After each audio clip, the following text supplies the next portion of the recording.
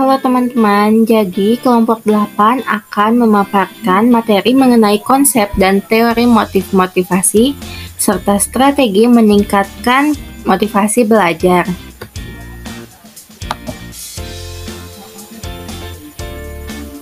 Kelompok 8 ini beranggotakan 3 orang. Yang pertama ada Aceng Muhammad Sirojudin dengan NIM 2103071. Kemudian ada Halimatut Sadiah dengan NIM 2103242. Kemudian yang terakhir ada Firman Nur Alfianti dengan NIM 2103041. Konsep dan teori motif motivasi. Nah, apa itu motif dan apa itu motivasi? Motif adalah suatu kekuatan yang terdapat dalam diri yang mendorong seseorang untuk bertindak melakukan sesuatu. Menurut Sudibyo Setiobroto pada tahun 1989, mengemukakan bahwa motif adalah sumber penggerak dan pendorong tingkah laku individu untuk memenuhi kebutuhan dalam mencapai tujuan tertentu. Sedangkan motivasi adalah dorongan yang timbul pada diri seseorang secara sadar atau tidak sadar dalam melakukan suatu tindakan dengan tujuan tertentu. Menurut Hani Handoko, mengemukakan bahwa motivasi adalah keadaan pribadi seseorang yang mendorong keinginan individu untuk melakukan kegiatan tertentu guna mencapai tujuan. Motivasi belajar sangat penting untuk dimiliki oleh peserta didik, karena motivasi dapat memengaruhi proses dan keberhasilan belajar. Menurut Hamalik, fungsi motivasi adalah 1. Mendorong timbulnya suatu kelakuan atau perbuatan. 2. Motivasi berfungsi sebagai pengarah. Dan yang ketiga, motivasi berfungsi sebagai penggerak.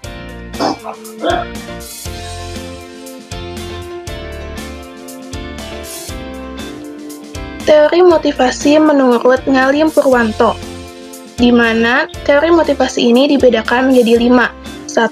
Teori hedonisme, yang memandang bahwa tujuan hidup yang utama bagi manusia adalah mencapai kesenangan yang bersifat dunia. Implikasi dari teori ini adalah adanya anggapan bahwa semua orang akan cenderung menghindari hal-hal yang sulit dan menyusahkan, atau yang mengandung resiko berat dan lebih suka melakukan sesuatu yang mendatangkan kesenangan baginya. Dan yang kedua, ada teori naluri. Manusia memiliki 3 naluri, yaitu naluri mempertahankan diri, mengembangkan diri, dan mengembangkan atau mempertahankan jenis. Menurut teori ini, untuk memotivasi seseorang harus berdasarkan naluri mana yang akan dituju dan perlu dikembangkan. Yang ketiga, ada teori reaksi yang dipelajari, yang disebut juga sebagai teori lingkungan kebudayaan. Menurut teori ini, tindakan atau perilaku manusia berdasarkan pola-pola tingkah laku yang dipelajari dari kebudayaan di tempat ia tinggal tidak berdasarkan pada naluri. Yang keempat, ada teori daya pendorong, merupakan perpaduan antara teori naluri dan teori reaksi yang dipelajari, di mana daya pendorong adalah semacam naluri tetapi hanya suatu dorongan kekuatan yang luas terhadap suatu arah yang umum. Dan yang kelima, ada teori kebutuhan, yaitu tindakan yang dilakukan manusia pada hakikatnya adalah untuk memenuhi kebutuhan hidupnya, baik kehidupan fisik maupun psikis. Apabila pendidik ingin memberikan motivasi kepada peserta didik, hendaknya mengetahui apa kebutuhan peserta didik yang akan diberikan motivasi. Yang termasuk ke dalam teori kebutuhan. Yang pertama, teori hierarki Maslow. Teori yang dikemukakan Abraham Maslow pada tahun 1943, hierarki Maslow menggambarkan serangkaian kebutuhan fisiologis dan emosional untuk kepuasan manusia yang diatur dalam hierarki atau kebutuhan manusia. Teori hierarki Maslow mengurutkan kebutuhan manusia dari paling bawah ke paling atas, yaitu pertama ada kebutuhan fisiologis, merupakan kebutuhan pokok yang menyangkut keberlangsungan hidup manusia. Kebutuhan fisiologis berupa oksigen, makanan, tidur, air bersih. Kemudian kebutuhan sosial. Manusia sebagai makhluk sosial memiliki kebutuhan sosial, yaitu interaksi antar sesama manusia. Kebutuhan sosial dapat berupa pertemanan, kebutuhan untuk dicintai, kebutuhan keluarga yang baik, hingga hubungan dengan kolega maupun sekedar kenalan. Kemudian ada kebutuhan keamanan, merupakan kebutuhan rasa aman manusia. Kebutuhan keamanan meliputi keamanan pribadi, keamanan keuangan, kesejahteraan pekerjaan, keamanan keluarga, dan moralitas. Kemudian ada kebutuhan penghargaan. Manusia juga membutuhkan kebutuhan penghargaan berupa rasa percaya diri, rasa respect kepada sesama, rasa dihormati dan menghormati orang lain, dan juga perasaan diakui karena bakat maupun kemampuan. Kemudian ada kebutuhan aktualisasi diri.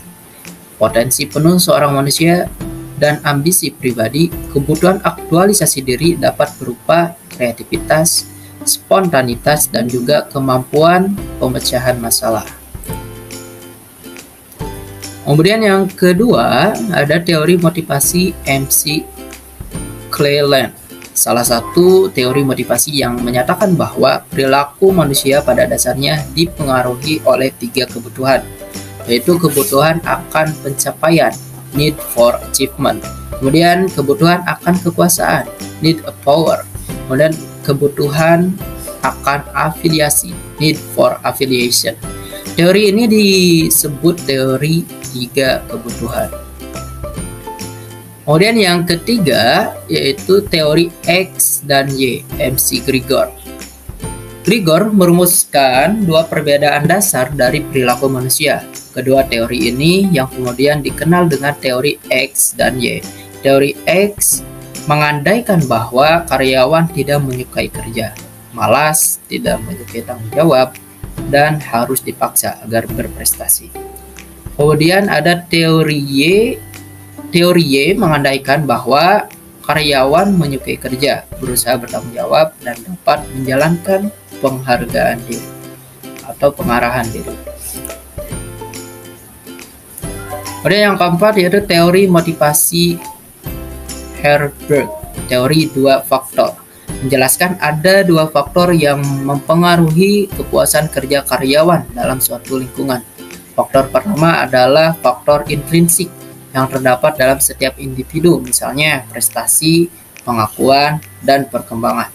Faktor kedua merupakan faktor kebersihan atau iklim baik suatu lingkungan pekerjaan, misalnya hubungan antar individu, gaji, tunjangan, kondisi kerja, serta hubungan atasan dan bawahan. Kemudian yang kelima yaitu teori motivasi Clinton-Alderfer. Teori yang dikembangkan dari teori hierarki Maslow oleh seorang psikologis bernama Clinton Powell Alderfer. Teori ini menunjukkan bahwa ada 3 kelompok kebutuhan inti, yaitu I untuk existence atau eksistensi, yang mana kebutuhan akan eksistensi. Kemudian ada R untuk relatedness atau keterkaitan, yang mana kebutuhan dikaitkan dengan pihak lainnya. Dan G untuk grow atau perkembangan, menyatakan sebagai kebutuhan untuk tumbuh. Kemudian yang kelima, yang keenam yaitu teori harapan Victor Brum. Menurut teori ini, motivasi merupakan produk kombinasi antara besarnya keinginan seseorang untuk mendapatkan reward tertentu.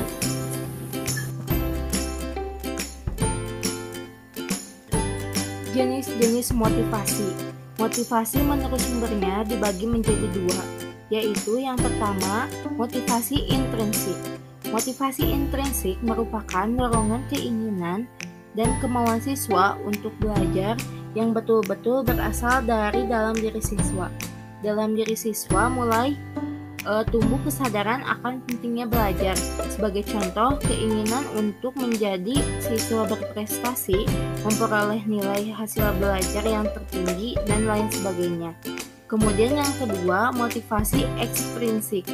Motivasi ekstrinsik merupakan dorongan, kemauan, dan keinginan siswa belajar yang berasal dari pihak luar. Suasana belajar yang kondusif dan menyenangkan merupakan faktor luar yang mampu mendorong motivasi siswa untuk belajar.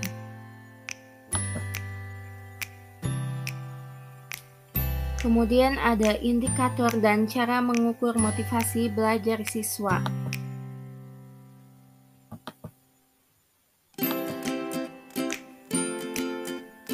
Menurut Makmum, pada tahun 2003, ada 8 indikator penting untuk mengukur motivasi belajar, yaitu yang pertama durasi belajar, yaitu berapa lama penggunaan waktu untuk melakukan kegiatan. Kemudian yang kedua frekuensi belajar, yaitu seberapa sering kegiatan dalam periode tertentu. Yang ketiga ada persistensi pada kegiatan belajar, yaitu ketetapan dan kekuatan pada tujuan. Yang keempat ada ketabahan, keuletan, dan kemampuan dalam menghadapi rintangan dan kesulitan. Yang kelima ada devosi dan pengorbanan untuk mencapai tujuan. Yang keenam ada tingkat aspirasi yang hendak dicapai dengan kegiatan yang dilakukan. Kemudian yang ketujuh ada tingkat kualifikasi, prestasi atau produk output yang dicapai dari kegiatan yang dilakukan. Kemudian yang terakhir, kedelapan ada arah sikap terhadap sasaran kegiatan atau suka atau tidak, positif atau negatif. Siswa yang memiliki motivasi belajar yang tinggi cenderung terlibat dalam semua kegiatan belajar secara intensif, fokus, dan tekun selama proses pembelajaran. Pengukuran motivasi. Ada beberapa cara untuk mengukur motivasi menurut Noto Atmojo, yaitu yang pertama ada tes proyektif. Salah satu teknik proyektif yang banyak dikenal adalah thematic appreciation test.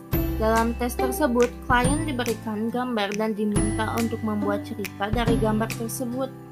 Dalam teori Max Leland dikatakan bahwa manusia memiliki 3 kebutuhan, yaitu kebutuhan untuk berprestasi, kebutuhan untuk power, dan kebutuhan untuk berafiliasi. Dari isi cerita tersebut, kita dapat menelaah motivasi yang mendasari dirinya berdasarkan konsep kebutuhan di atas. Kemudian yang kedua ada kuesioner. Caranya dengan meminta klien mengisi kuesioner yang berisi pertanyaan-pertanyaan yang dapat memancing motivasi klien. Kemudian yang ketiga ada observasi perilaku. Dengan cara membuat situasi yang memunculkan perilaku yang mencerminkan motivasinya. Kemudian ada strategi meningkatkan motivasi belajar siswa.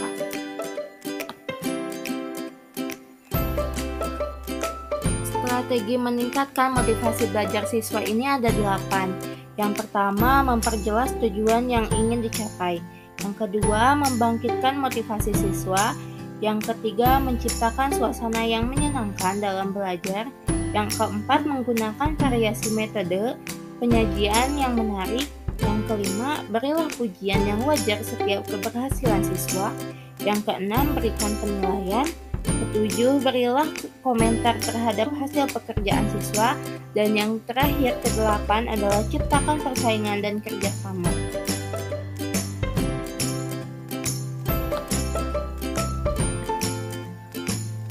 Sekian video dari kelompok kami, semoga bermanfaat. Terima kasih.